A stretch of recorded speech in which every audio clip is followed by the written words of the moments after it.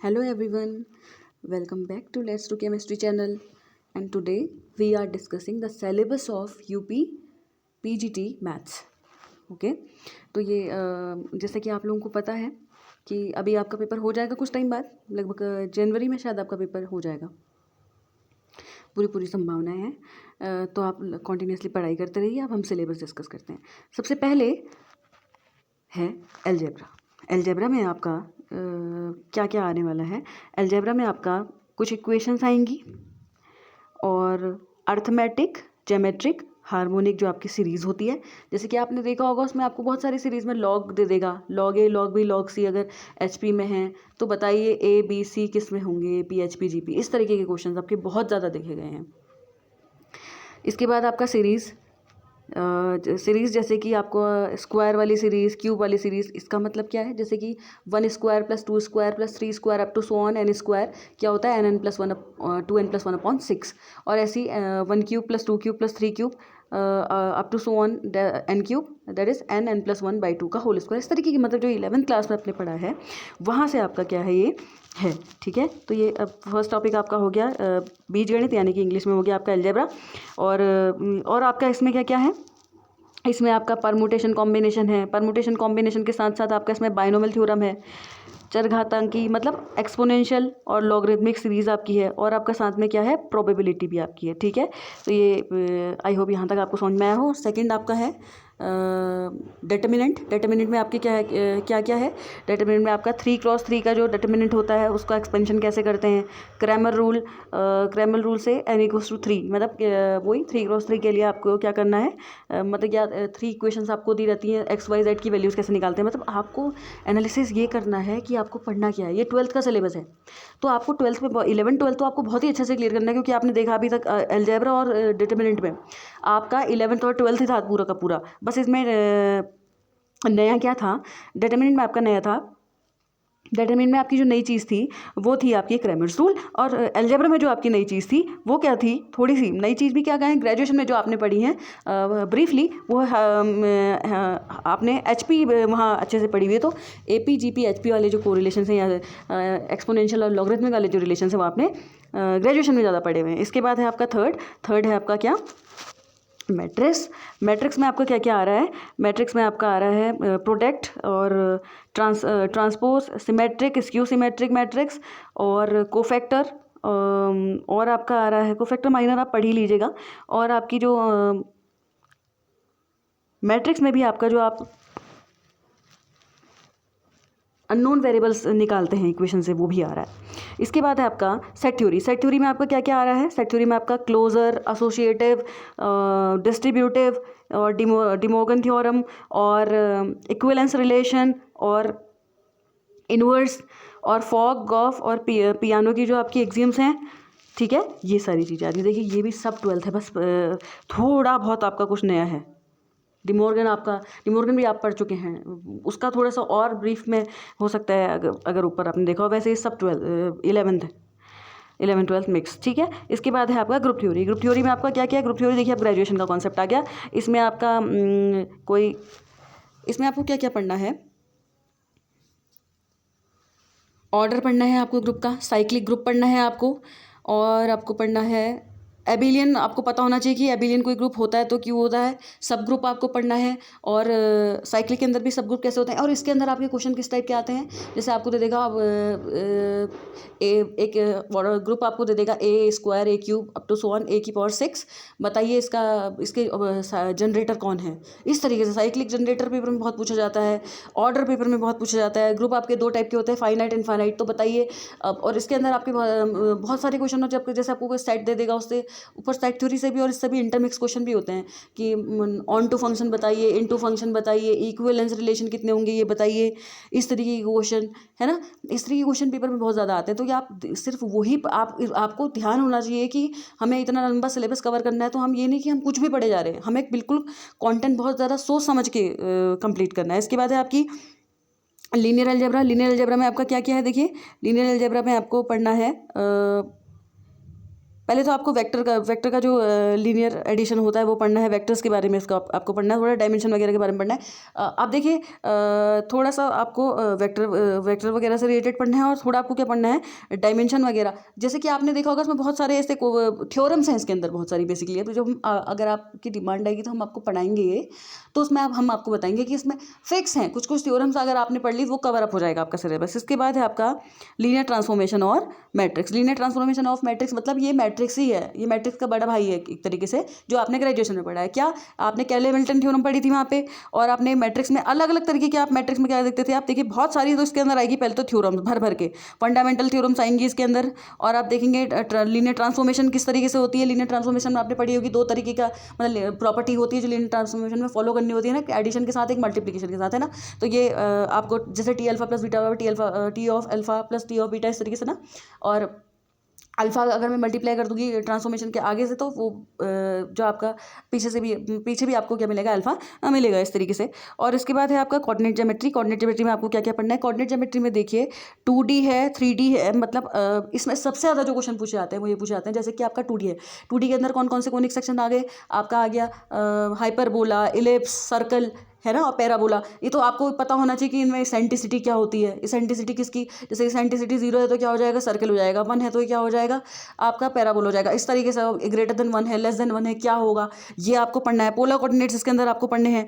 और इसके साथ साथ आपको नॉर्मल जो आपका होता है, नॉर्मल हो गया, टेंजेंट हो गया, इनके इक्वेशन से रिलेटेड चीज़ें पढ़नी है। और जैसे 3D ज्योमेट्री हो गई, 3D ज्योमेट्री में आपको पता होना चाहिए स्पेयर की इक्वेशन क्या होती है। स्पेयर की इक्वेशन के साथ साथ स्पेयर की कुछ बहुत सारी प्रॉपर्टीज़ होती हैं। जैसे डायमीटर से होकर अगर जा रहा है तो x minus x1, x minus x2, y और plus y minus y1, y1 minus y2 plus z minus z1, z minus z2 is equal to 0, ये एक इक्वेशन होती है, फॉलो करनी होती है। इस तरीके से बहुत सारी प्रॉपर्टीज़ आपकी हैं। जैसे आपको इसमें सबसे ज़्यादा पूछे जाने वाले क्वेश्चन ये आ रहे हैं आपके लगातार रिसेंट अभी देखे गए हैं कि जैसे आपको एक वो दे देगा, इक्वेशन दे देगा सेकंड डिग्री की, या कोई फर्स्ट डिग्री की भी दे सकता है। आपसे पूछेगा बताओ क्या है, ये स्पेयर है या ये कौन है, ये क्या है। इसके लिए एक इक्वेशन होती है, इसके लिए 2 ट्रिक हैं, एक शॉर्ट ट्रिक भी, 2 शॉर्ट ट्रिक्स हैं इसके लिए, ये हम आपको प्रोवाइड कराएंगे। इससे पेपर में बहुत बार क्वेश्चन पूछा गया है कि बताइए क्या ये एक स्पेयर है या एक सर्किल है या एक इलिप्स है, हाइपरबोला है, पैराबोला है, ये क्या है इनमें से, ठीक है। इसके लिए बहुत सारे ये सेकंड डिग्री के क्वेश्चन आपको दे देगा और पूछेगा कि कहीं ये बताइए ये परपेंडिकुलर लाइंस तो नहीं है। इस तरीके के क्वेश्चन इससे बहुत ज़्यादा पूछे जा रहे हैं, तो वही पढ़िए जो डिमांड है। इसके बाद है टिग्नोमेट्री। अब देखिए टिग्नोमेट्री में क्या क्या, टिग्नोमेट्री की इक्वेशन देखिए, इन सर्किल आपकी इनर रेडियस, आउटर रेडियस, ये बहुत ज़्यादा पूछ रहा है बार बार। और आपका इन्वर्स हाइपरबोलिक फंक्शन आ रहा है, हाइपरबोलिक फंक्शन के फॉर्मूला आपको सारे पता होने चाहिए, इन्वर्स हाइपरबोलिक फंक्शन के फॉर्मूला आपको पता होने चाहिए। और इसमें आपका आ रहा है जैसे कि आपकी लॉगरिथमिक्स, जैसे आपको दे देगा log -3, बताइए इसकी प्रिंसिपल वैल्यू क्या होगी, इसकी जनरल वैल्यू क्या होगी, ये इस टाइप के क्वेश्चन बहुत ज़्यादा आ रहे हैं इसमें।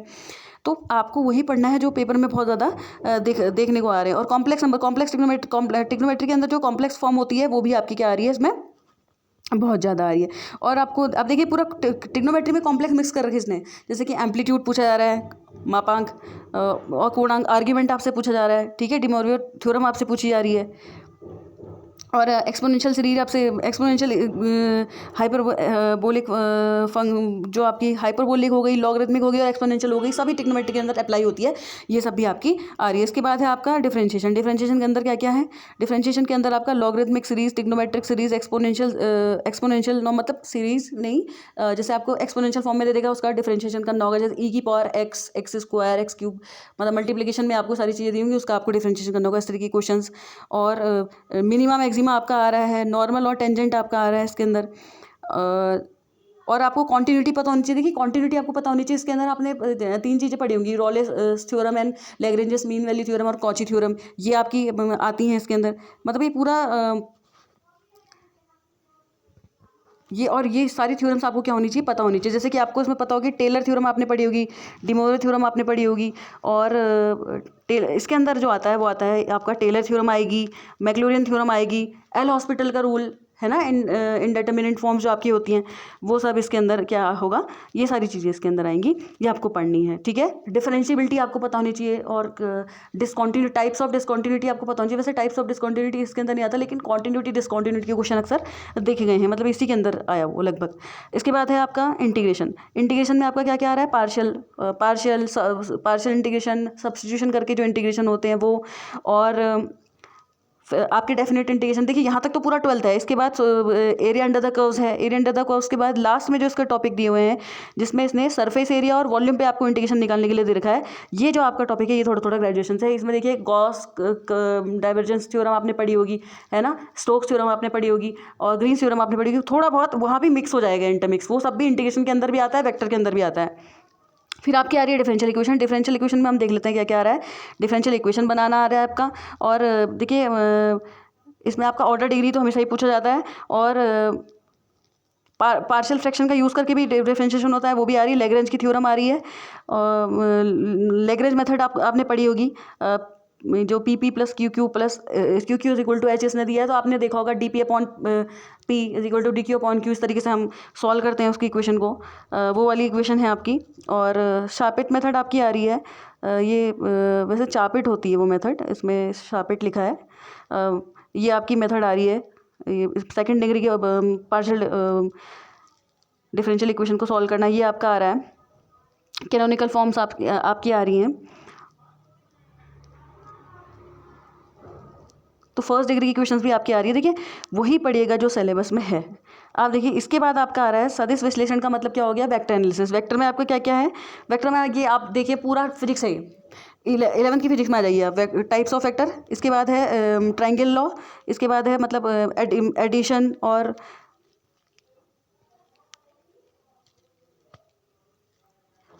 आपके वेक्टर के सारे क्या आ रहे हैं इसमें। अब देखिए फिर वही आ गया जो मैंने अभी आपको इंटीग्रेशन में ऊपर बताया था, कर्ल, डाइवर्जेंस और स्टोक्स थ्योरम आपके आ रहे हैं।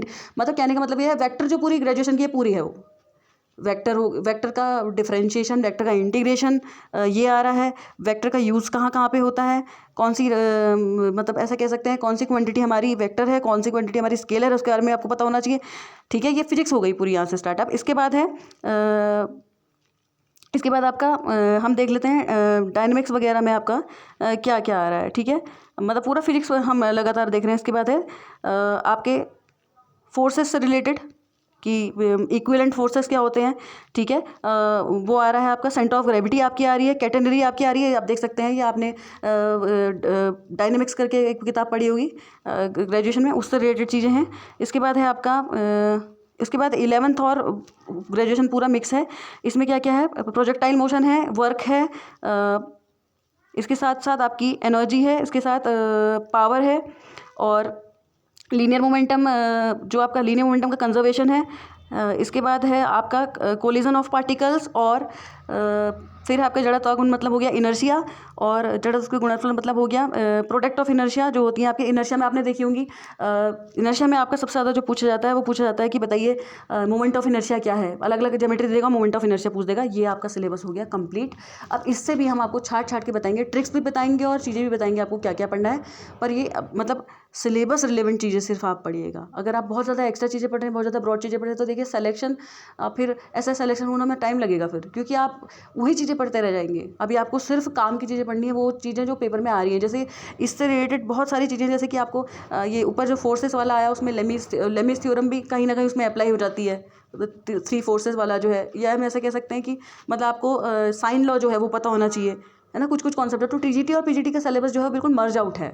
मतलब कह सकते हैं अगर 90% बिल्कुल वही सेम सिलेबस है, 10% थोड़ा सा ऊपर नीचे है, थोड़ा अलग है, अदरवाइज़ बिल्कुल सेम है। ठीक है, so thank you very much. अगर आप हमसे कहेंगे कि आपको पढ़ना है, शॉर्ट ट्रिक्स जाननी है, तो will provide you new videos.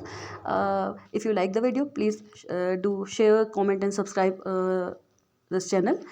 And अब ऐसी अच्छी अच्छी वीडियोस इस चैनल में आपको प्रोवाइड होती रहेंगी। अगर आपको लगता है कि आपको और पढ़ना है तो do comment below, will provide you some more videos with short tricks, and हम बताएंगे आपको किस तरीके से क्रैक करने की स्ट्रेटजी क्या होगी, वो भी थोड़े से ही टाइम में। जितना टाइम आपको बचा हुआ है उसमें भी आप इजीली कवर कर सकते हैं। Thank you very much.